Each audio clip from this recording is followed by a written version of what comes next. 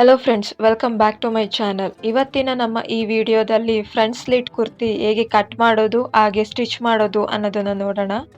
ಈ ಕುರ್ತಿ ಬಂದು A line kurti ಆಗಿರುತ್ತೆ. ಹಾಗೆ ಇದಕ್ಕೆ ನಾನು ಯಾವುದೇ ರೀತಿ ಸ್ಲೀವ್ ಅಟ್ಯಾಚ್ ಮಾಡಿಲ್ಲ, ಸ್ಲೀವ್ಲೆಸ್ ಕುರ್ತಿ ಇದು. ನಿಮಗೆ ಸ್ಲೀವ್ಲೆಸ್ ಕುರ್ತಿ ಇಷ್ಟ ಆಗಲ್ಲ ಅಂತಂದರೆ ಸ್ಲೀವ್ ಕೂಡ ಅಟ್ಯಾಚ್ ಮಾಡ್ಕೊಳ್ಬೋದು. ಈ ಕುರ್ತಿನ ಸಿಂಪಲ್ ಆ್ಯಂಡ್ ಈಸಿಯಾಗಿ ಹೇಗೆ ಕಟ್ ಮಾಡಿ ಸ್ಟಿಚ್ ಮಾಡೋದು ಅನ್ನೋದನ್ನ ನೋಡೋಣ. ನೀವಿನ್ನು ನನ್ನ ಚಾನಲ್ಗೆ ಸಬ್ಸ್ಕ್ರೈಬ್ ಆಗಿಲ್ಲ ಅಂದರೆ ಪ್ಲೀಸ್ ಸಬ್ಸ್ಕ್ರೈಬ್ ಆಗಿ, ಹಾಗೆ ನೋಟಿಫಿಕೇಶನ್ ಆನ್ ಮಾಡೋದನ್ನ ಮರಿಬೇಡಿ. ಈ ಕುರ್ತಿ ಸ್ಟಿಚ್ ಮಾಡೋದಕ್ಕೆ ನಾನು 2 ಮೀಟರ್ ಮೇನ್ ಫ್ಯಾಬ್ರಿಕ್ ತೊಗೊಂಡಿದ್ದೀನಿ, ಹಾಗೆ ಅರ್ಧ ಮೀಟರ್ ಲೈನಿಂಗ್ ಫ್ಯಾಬ್ರಿಕ್ ತೊಗೊಂಡಿದ್ದೀನಿ. ಅಪ್ಪರ್ ಪಾರ್ಟಿಗೆ ಮಾತ್ರ ನಾನಿಲ್ಲಿ ಲೈನಿಂಗ್ ಯೂಸ್ ಮಾಡ್ತಿದ್ದೀನಿ, ಬಾಟಮ್ ಪಾರ್ಟಿಗೆ ನಾನು ಲೈನಿಂಗ್ ಯೂಸ್ ಮಾಡ್ತಾ ಇಲ್ಲ. ಮೊದಲಿಗೆ ನಾವಿಲ್ಲಿ ಕುರ್ತಿ ಫ್ರಂಟ್ ಪಾರ್ಟ್ ಕಟ್ ಮಾಡೋಣ. ನಾನಿಲ್ಲಿ 2 ಲೇಯರಲ್ಲಿ ಲೈನಿಂಗ್ ಫ್ಯಾಬ್ರಿಕ್ ತೊಗೊಂಡಿದ್ದೀನಿ. ಈ ರೀತಿ ಮೊದಲಿಗೆ ಸ್ಟ್ರೈಟ್ ಲೈನ್ ಹಾಕೊಳ್ಳೋಣ. ಲೆಂತ್ ಬಂದು 14 ಇಂಚ್ ಇದೆ, ಅದಕ್ಕೆ ಪ್ಲಸ್ 1 ಇಂಚ್ ಆ್ಯಡ್ ಮಾಡಿ 15 ಇಂಚಿಗೆ ಮಾರ್ಕ್ ಮಾಡ್ಕೊಳ್ಬೇಕು.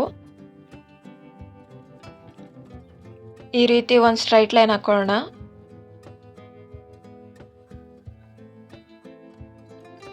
ಫುಲ್ ಶೋಲ್ಡರ್ ಮೆಜರ್ಮೆಂಟ್ ಬಂದು 14 ಇಂಚ್ ಇದೆ, ಅದನ್ನು 2 ಇಂದ ಡಿವೈಡ್ ಮಾಡಿಕೊಂಡು 7 ಇಂಚಿಗೆ ನಾನು ಮಾರ್ಕ್ ಮಾಡ್ಕೊಳ್ತಾ ಇದ್ದೀನಿ. ಬಾಟಮಲ್ಲೂ ಈ ರೀತಿ ಮಾರ್ಕ್ ಮಾಡ್ಕೊಳ್ಬೇಕು. ಚೆಸ್ಟ್ ಲೈನ್ ಬಂದು ನಾನಿಲ್ಲಿ 7.5 ಇಂಚಿಗೆ ಮಾರ್ಕ್ ಮಾಡ್ಕೊಳ್ತಾ ಇದ್ದೀನಿ. ಎಲ್ಲ ಪಾಯಿಂಟ್ನು ಜಾಯಿಂಟ್ ಮಾಡ್ಕೊಳ್ಳೋಣ. ಫ್ರಂಟ್ ಆರ್ಮೋಲ್ ರೌಂಡಿಗೆ 0.75 ಅಷ್ಟು ಈ ರೀತಿ ಮಾರ್ಕ್ ಮಾಡ್ಕೊಳ್ಬೇಕು. ನಂತರ ಟೇಪ್ನ ಈ ರೀತಿ ಇಟ್ಕೊಂಡು ಸೆಂಟರ್ಗೆ ಮಾರ್ಕ್ ಮಾಡ್ಕೊಳ್ಳೋಣ. ಈ ಎರಡು ಪಾಯಿಂಟ್ಸ್ನ ಜಾಯಿಂಟ್ ಮಾಡ್ಕೊಳ್ತಾ ಆರ್ಮೋಲ್ ರೌಂಡ್ ಶೇಪ್ ಇಟ್ಕೊಳ್ಬೇಕು. ಒಂದು 0.25 ಇಂಚಷ್ಟು ಇನ್ಸೈಡಿಗೆ ಆದಂಗೆ ಶೇಪ್ ಇಟ್ಕೊಳ್ಬೇಕು. ನೋಡಿ, ಈ ರೀತಿ ಸ್ವಲ್ಪ ಒಳಭಾಗಕ್ಕೆ ಈ ರೀತಿ ಶೇಪ್ ಕೊಟ್ಕೊಳ್ಬೇಕು. ನೆಕ್ಸ್ಟ್ ಫುಲ್ ಚೆಸ್ಟ್ ಬಂದು 34 ಇಂಚ್ ಇದೆ, ಡಿವೈಡೆಡ್ ಬೈ 4 ಮಾಡ್ಕೊಂಡ್ರೆ 8 ಇಂಚ್ ಸಿಗುತ್ತೆ. So 8 inch plus 2 inch margin add ಮಾಡ್ಕೊಂಡು ಮಾರ್ಕ್ ಮಾಡ್ಕೊಳ್ಬೇಕು. ವೇಸ್ಟ್ ಬಂದು ಇಲ್ಲಿ ನಾನು 7 ಇಂಚ್ ತೊಗೊಳ್ತಾ ಇದ್ದೀನಿ, 28 ಇಂಚ್ ಇದೆ ಫುಲ್ ಇಂಚು. 1 ಇಂಚು ಟಕ್ಸಿಗೆ ಬಿಟ್ಕೊಂಡು 2 ಇಂಚ್ ಮಾರ್ಜಿನ್ ಆ್ಯಡ್ ಮಾಡ್ಕೊಳ್ತಾ ಇದ್ದೀನಿ. ಎಲ್ಲ ಮಾರ್ಕನ್ನು ಜಾಯಿಂಟ್ ಮಾಡ್ಕೊಳ್ಳೋಣ. ನಾನಿಲ್ಲಿ ಯೂಸ್ ಮಾಡ್ತಾ ಇರೋದು ಪಾಲಿಸ್ಟರ್ ಲೈನಿಂಗು, ನೀವು ಬೇಕಿದ್ರೆ ಕಾಟನ್ ಲೈನಿಂಗ್ ಕೂಡ ಯೂಸ್ ಮಾಡ್ಬೋದು. ನಂತರ ನೆಕ್ ವಿಡ್ತ್ ನಾನಿಲ್ಲಿ 3 ಇಂಚಿಗೆ ಮಾರ್ಕ್ ಮಾಡ್ಕೊಳ್ತಾ ಇದ್ದೀನಿ. ನೆಕ್ ಡಿಸೈನ್ಗೆ ನಾನಿಲ್ಲಿ ಕ್ಯಾನ್ವಾಸ್ ಶೀಟ್ನ ಯೂಸ್ ಮಾಡ್ತಾ ಇದ್ದೀನಿ. ಕ್ಯಾನ್ವಾಸ್ ಶೀಟ್ನ ನಂತರ ಕಟ್ ಮಾಡ್ಕೊಳ್ಳೋಣ. ವೇಸ್ಟ್ ಮೆಜರ್ಮೆಂಟ್ ತೊಗೋಬೇಕಾದ್ರೆ ನಾವು 1 ಇಂಚ್ ಏನು ಟಕ್ಸಿಗೆ ಅಂತ ಬಿಟ್ಕೊಂಡಿದ್ವಿ ಅದನ್ನು ಮಾರ್ಕ್ ಮಾಡ್ಕೊಳ್ಳೋಣ. ಟಕ್ಸಿನ ವಿಡ್ತು ಮತ್ತು ಲೆಂತ್ ಎರಡೂ ಕೂಡ ನಾನು 4 ಇಂಚ್ ಮಾರ್ಕ್ ಮಾಡ್ಕೊಂಡಿದ್ದೀನಿ.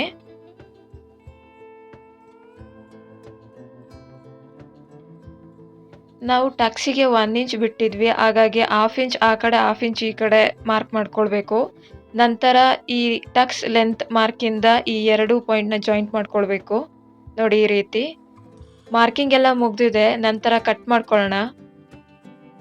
ಫ್ರಂಟ್ ಪಾರ್ಟಿನ ಮಾರ್ಕಿಂಗ್ ಹಾಗೆ ಕಟಿಂಗ್ ಎರಡೂ ಮುಗ್ದಿದೆ. ಈ ನೆಕ್ ಡಿಸೈನ್ ಏನಿದೆ ಇದನ್ನು ಆಮೇಲೆ ಕಟ್ ಮಾಡ್ಕೊಳ್ಳೋಣ ನಾವು. ನಂತರ ಬ್ಯಾಕ್ ಪಾರ್ಟ್ ಕಟ್ ಮಾಡ್ಕೊಳ್ಳೋಣ. ಇಲ್ಲೂ ಕೂಡ ನಾನು 2 ಲೇಯರಲ್ಲಿ ಲೈನಿಂಗ್ ಫ್ಯಾಬ್ರಿಕ್ ತೊಗೊಂಡಿದ್ದೀನಿ. ಮೊದಲಿಗೆ ನಾವಿಲ್ಲಿ ಈ ರೀತಿ ಸ್ಟ್ರೈಟ್ ಲೈನ್ ಹಾಕ್ಕೊಂಡು ಫ್ರಂಟ್ ಪಾರ್ಟ್ ಏನು ಕಟ್ ಮಾಡ್ಕೊಂಡಿದ್ವಲ್ಲ ಅದನ್ನು ಈ ಫ್ಯಾಬ್ರಿಕ್ ಮೇಲೆ ಈ ರೀತಿ ಜೋಡಿಸ್ಕೋಬೇಕು. ಆ ಲೈನಿಗೆ ಈಕ್ವಲ್ ಆಗಿ ಜೋಡಿಸ್ಕೊಳ್ಬೇಕು. ನಂತರ ಸೇಮ್ ಮಾರ್ಕಿಂಗ್ನ ಇಲ್ಲೂ ಕೂಡ ಮಾರ್ಕ್ ಮಾಡ್ಕೊಳ್ಬೇಕು. ಆರ್ಮೋಲ್ ಕೊಡೋದಕ್ಕೆ ನಾವು ಫ್ರಂಟಲ್ಲಿ 0.75ಗೆ ಮಾರ್ಕ್ ಮಾಡ್ಕೊಂಡಿದ್ವಿ. ಬ್ಯಾಕ್ ಪಾರ್ಟಿಗೆ ನಾವು 1 ಇಂಚಿಗೆ ಮಾರ್ಕ್ ಮಾಡಿಕೊಂಡು ಆರ್ಮೋಲ್ ರೌಂಡ್ ಕೊಟ್ಕೊಳ್ಬೇಕು.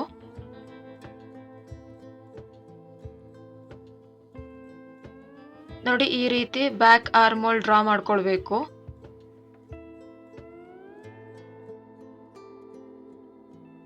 ನೆಕ್ಸ್ಟ್ ನಾವು ಫ್ರಂಟಿಗೆ 15 ಇಂಚ್ ಲೆಂತ್ ಮಾರ್ಕ್ ಮಾಡ್ಕೊಂಡಿದ್ವಿ, ಬಟ್ ಬ್ಯಾಕಲ್ಲಿ ನಾವು 14 ಇಂಚಿಗೆ ಮಾರ್ಕ್ ಮಾಡ್ಕೊಳ್ಳೋಣ.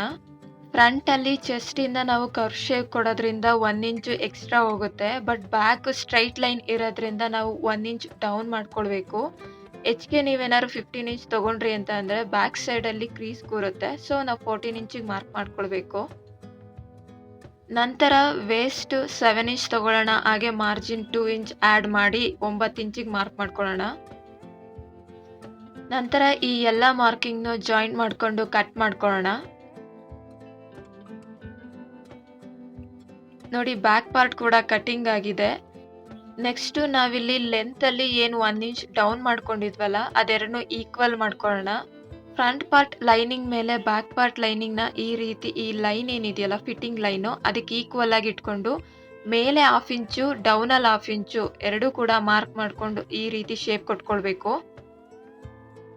ನೋಡಿ ಈ ರೀತಿ ಲೈನ್ ಹಾಕಿ ಈಕ್ವಲ್ ಮಾಡ್ಕೊಳ್ಬೇಕು. ಇದರಿಂದ ಲೆಂತಲ್ಲಿ ಯಾವುದೇ ಡಿಫ್ರೆನ್ಸಸ್ ಆಗೋದಿಲ್ಲ. ಎಕ್ಸ್ಟ್ರಾ ಫ್ಯಾಬ್ರಿಕ್ ಏನಿರುತ್ತೆ ಅದು ಮಾತ್ರ ಕಟ್ ಆಗತ್ತೆ ಅಷ್ಟೇನೆ.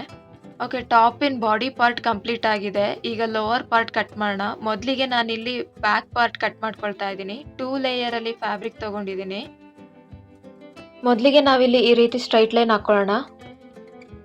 ಟಾಪ್ನ ಟೋಟಲ್ ಲೆಂತ್ ಬಂದು 44 ಇಂಚ್ ಇದೆ. ಮಾರ್ಜಿನ್ನ ಆ್ಯಡ್ ಮಾಡಿಕೊಂಡು ಬಾಡಿ ಪಾರ್ಟ್ ಕಟ್ ಮಾಡೋದಕ್ಕೆ ನಾವು 15 ಇಂಚ್ ತೊಗೊಂಡಿದ್ವಿ. ಸೊ ಇಲ್ಲಿ ಟೋಟಲ್ ಲೆಂತ್ ಬಂದು ನಾನು 29 ಇಂಚ್ ತೊಗೊಳ್ತಾ ಇದ್ದೀನಿ. ಟೋಟಲ್ 44 ಇಂಚ್ ಆಗುತ್ತೆ ಎರಡನ್ನೂ ಆ್ಯಡ್ ಮಾಡಿದಾಗ.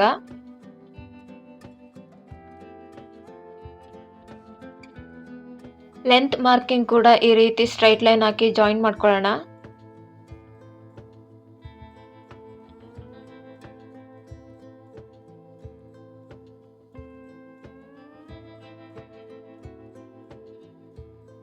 ನಂತರ ಈ ಬ್ಯಾಕ್ ಪಾರ್ಟ್ ಏನು ಕಟ್ ಮಾಡ್ಕೊಂಡಿದ್ವಲ್ಲ ಅದನ್ನ ಈ ರೀತಿ ಜೋಡಿಸ್ಕೋಬೇಕು. ಈ ರೀತಿ ಇಟ್ಕೊಂಡು ಸೇಮ್ ಮೆಜರ್ಮೆಂಟಿಗೆ ಮಾರ್ಕ್ ಮಾಡ್ಕೊಳ್ಳೋಣ. ಈ ಮಾರ್ಕ್ ಮಾಡ್ಕೊಂಡಿರೋ ಪಾಯಿಂಟಿಂದ ಎಂಡ್ ಕಾರ್ನರ್ವರೆಗೂ ಜಾಯಿಂಟ್ ಮಾಡ್ಕೊಳ್ಬೇಕು. ನೋಡಿ ಈ ರೀತಿ. ನೆಕ್ಸ್ಟು ನಾವಿಲ್ಲಿ ಏನು ಟೋಟಲ್ ಲೆಂತ್ ಮಾರ್ಕ್ ಮಾಡ್ಕೊಂಡಿದ್ವಲ್ಲ ಅಲ್ಲಿಂದ 1 ಇಂಚು ಮೇಲ್ಗಡೆ ಸೈಡಿಗೆ ಈ ರೀತಿ ಮಾರ್ಕ್ ಮಾಡಿಕೊಂಡು ಶೇಪ್ ಕೊಟ್ಕೊಳ್ಳೋಣ. ಮಾರ್ಕಿಂಗ್ ಎಲ್ಲ ಕಂಪ್ಲೀಟ್ ಆಗಿದೆ, ಕಟ್ ಮಾಡ್ಕೊಳ್ಳೋಣ. ನೋಡಿ ನಾನಿಲ್ಲಿ ಕಟ್ ಮಾಡ್ಕೊಂಡಿದ್ದೀನಿ. ಬ್ಯಾಕ್ ಪ್ಯಾನಲ್ ಕಟ್ಟಿಂಗ್ ಕಂಪ್ಲೀಟ್ ಆಗಿದೆ. ಈಗ ಫ್ರಂಟ್ ಪ್ಯಾನಲ್ ಕಟ್ ಮಾಡ್ಕೊಳ್ಳೋಣ. ಫಸ್ಟ್ ನಾವಿಲ್ಲಿ ಈ ರೀತಿ ಒಂದು ಸ್ಟ್ರೈಟ್ ಲೈನ್ ಹಾಕೊಳ್ಳೋಣ. ಇದು ಫ್ರಂಟ್ ಸ್ಲಿಟ್ ಕುರ್ತಿ ಆಗಿರೋದ್ರಿಂದ ಫ್ರಂಟ್ ಪ್ಯಾನಲ್ ಕಟ್ ಮಾಡಬೇಕಾದ್ರೆ 1 ಇಂಚಷ್ಟು ಈ ರೀತಿ ಮಾರ್ಕ್ ಮಾಡ್ಕೊಳ್ಬೇಕು. ಈ 1 ಇಂಚ್ ಎಕ್ಸ್ಟ್ರಾ ಫ್ಯಾಬ್ರಿಕ್ ಏನಿದೆ ಇದನ್ನು ನಾವು ಸ್ಟಿಚ್ ಮಾಡಬೇಕಾದ್ರೆ ಫೋಲ್ಡ್ ಮಾಡಿ ಸ್ಟಿಚ್ ಮಾಡ್ಕೊಳ್ತೀವಿ. ಸೊ ಹಾಗಾಗಿ 1 ಇಂಚ್ ಎಕ್ಸ್ಟ್ರಾ ತಗೊಳ್ಬೇಕು.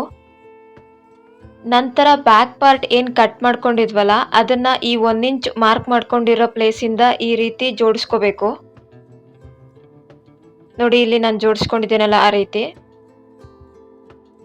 ಹಾಗೇನೆ ನಾವಿಲ್ಲಿ ಫ್ರಂಟ್ ಪಾರ್ಟಲ್ಲಿ 1 ಇಂಚಷ್ಟು ಟಕ್ಸ್ ಇಟ್ಟಿದ್ವಿ. ಹಾಗಾಗಿ ಇಲ್ಲಿ ಎಕ್ಸ್ಟ್ರಾ 1 ಇಂಚಷ್ಟು ಮಾರ್ಕ್ ಮಾಡ್ಕೊಳ್ಬೇಕು.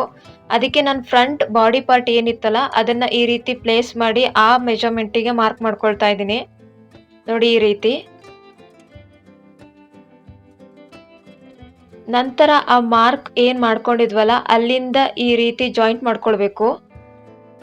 ಮಾರ್ಕಿಂಗ್ ಎಲ್ಲ ಮುಗಿದ್ಮೇಲೆ ಕಟ್ ಮಾಡ್ಕೊಂಡಿದ್ದೀನಿ. ಫ್ರಂಟ್ ಪ್ಯಾನಲ್ ಕೂಡ ರೆಡಿ ಇದೆ, ನೀವಿಲ್ಲಿ ನೋಡ್ತಾ ಇರ್ಬೋದು. ನೆಕ್ಸ್ಟು ಈ ಫ್ರಂಟ್ ಪ್ಯಾನಲ್ ಏನಿತ್ತಲ್ಲ ಅದನ್ನು ಮಾತ್ರ ಈ ರೀತಿ ಸೆಂಟರ್ಗೆ ಕಟ್ ಮಾಡ್ಕೊಳ್ಳೋಣ. ನೋಡಿ ಇಲ್ಲಿ ಕಟ್ ಮಾಡ್ಕೊಂಡು ಡಿವೈಡ್ ಮಾಡ್ಕೊಂಡಿದ್ದೀನಿ. ಜಸ್ಟ್ ಫ್ರಂಟ್ ಪ್ಯಾನಲ್ ಮಾತ್ರ ಕಟ್ ಮಾಡ್ಕೊಳ್ಬೇಕು, ಬ್ಯಾಕ್ ಪ್ಯಾನಲ್ ಕಟ್ ಮಾಡ್ಕೊಳಕ್ಕೆ ಹೋಗ್ಬೇಡಿ. ನೆಕ್ಸ್ಟು ನಾವಿಲ್ಲಿ ಫ್ರಂಟ್ ನೆಕ್ ಪಾರ್ಟ್ ಕಟ್ ಮಾಡ್ಕೊಳ್ಳೋಣ. ಇಲ್ಲಿ ನಾನು 2 ಫೋಲ್ಡಲ್ಲಿ ಕ್ಯಾನ್ವಾಸ್ ಶೀಟ್ ತೊಗೊಂಡಿದ್ದೀನಿ. ಫ್ರಂಟ್ ನೆಕ್ ಡೀಪ್ ಬಂದು ನಾನು 6 ಇಂಚ್ ತೊಗೊಳ್ತಾ ಇದ್ದೀನಿ. ಹಾಗೆಯೇ ನೆಕ್ ವಿಡ್ತ್ ಬಂದು ನಾನು 3 ಇಂಚ್ ತೊಗೊಳ್ತಾ ಇದ್ದೀನಿ. ನಂತರ ಈ ಎರಡೂ ಮಾರ್ಕಿಂಗ್ನ ಈ ರೀತಿ ಜಾಯಿಂಟ್ ಮಾಡ್ಕೊಳ್ಳೋಣ.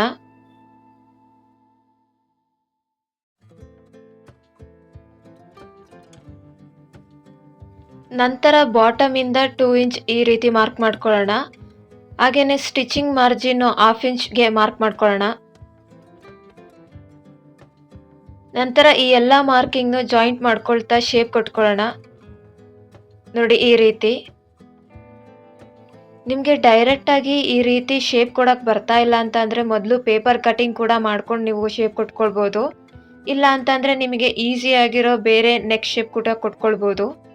ಕೆಲವರಿಗೆ ಬ್ರಾಡ್ ನೆಕ್ ತುಂಬ ಇಷ್ಟ ಇರುತ್ತೆ. ಅಂಥವ್ರಿಗೆ ಇಲ್ಲಿ 3 ಇಂಚಿಗೆ ಏನು ಮಾರ್ಕ್ ಮಾಡ್ಕೊಂಡಲ್ಲ ಅಲ್ಲಿ ಬೇಕಿದ್ರೆ ನೀವು 4 ಇಂಚಿಗೆ ಮಾರ್ಕ್ ಮಾಡಿಕೊಂಡು ನೆಕ್ ಶೇಪ್ ಕೊಟ್ಕೊಳ್ಬೋದು. ನೋಡಿ ನೆಕ್ ಶೇಪ್ ಎಲ್ಲ ಕೊಟ್ಕೊಂಡಾದ್ಮೇಲೆ ಈ ರೀತಿ ಕಟ್ ಮಾಡ್ಕೊಳ್ಳೋದಕ್ಕೆ ರೌಂಡ್ ಶೇಪಲ್ಲಿ ಶೇಪ್ ಕೊಟ್ಕೊಳ್ಬೇಕು. ನೋಡಿ ಈ ರೀತಿ. ನೆಕ್ ಡಿಸೈನ್ ಕಂಪ್ಲೀಟ್ ಆಗಿದೆ, ಕಟ್ ಮಾಡ್ಕೊಳ್ಳೋಣ. ನೋಡಿ ಫ್ರಂಟ್ ನೆಕ್ ಶೇಪ್ ಈ ರೀತಿ ಬರುತ್ತೆ. ನಂತರ ಬ್ಯಾಕ್ ನೆಕ್ ಕಟ್ ಮಾಡ್ಕೊಳ್ಳೋಕೆ ಕೂಡ ನಾನಿಲ್ಲಿ ಕ್ಯಾನ್ವಾಸ್ ಯೂಸ್ ಮಾಡ್ತಾ ಇದ್ದೀನಿ. ನೀವು ಬೇಕಿದ್ರೆ ಹಾಗೆ ಡೈರೆಕ್ಟಾಗಿ ಕಟ್ ಮಾಡಿ ಕೂಡ ಸ್ಟಿಚ್ ಮಾಡ್ಕೊಳ್ಬೋದು. ನೆಕ್ ವಿಡ್ತ್ 3 ಇಂಚ್ ತೊಗೊಳ್ತಾ ಇದ್ದೀನಿ. ನೆಕ್ ಡೀಪು 1 ಇಂಚ್ ತೊಗೊಳ್ತಾ ಇದ್ದೀನಿ.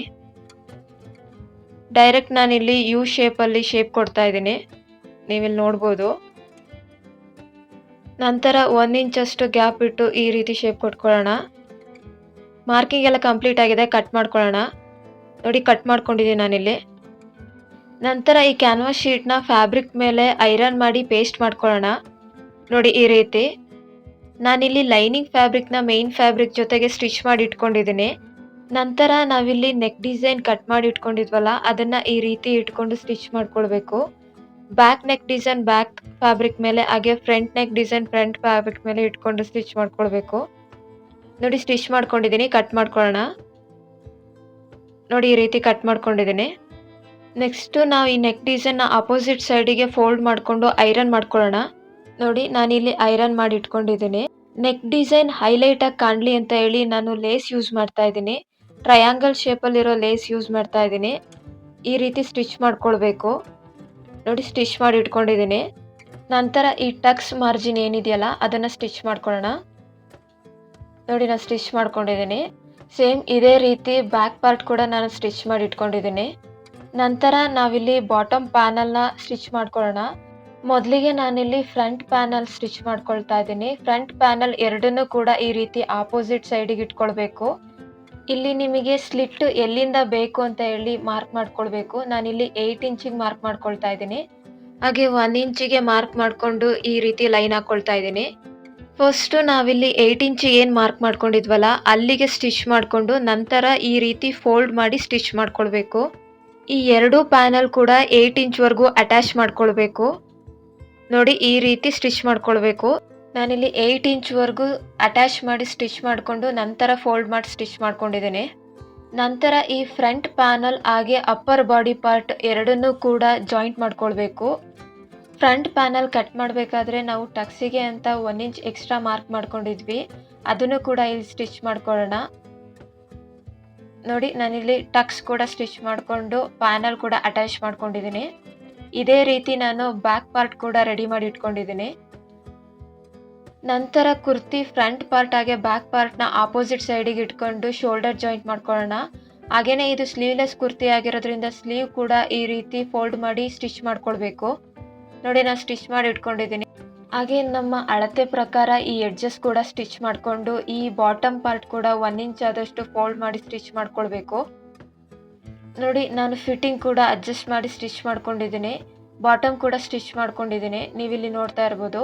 ಕಂಪ್ಲೀಟ್ ಕುರ್ತಿ ಇವಾಗ ರೆಡಿ ಆಗಿದೆ. ನಾನಿಲ್ಲಿ ಸ್ಲೀವ್ ಅಟ್ಯಾಚ್ ಮಾಡಿಲ್ಲ. ನಿಮಗೆ ಸ್ಲೀವ್ ಬೇಕಂತ ಅಂದರೆ ನೀವು ಸ್ಲೀವ್ ಕೂಡ ಅಟ್ಯಾಚ್ ಮಾಡ್ಕೊಳ್ಬೋದು.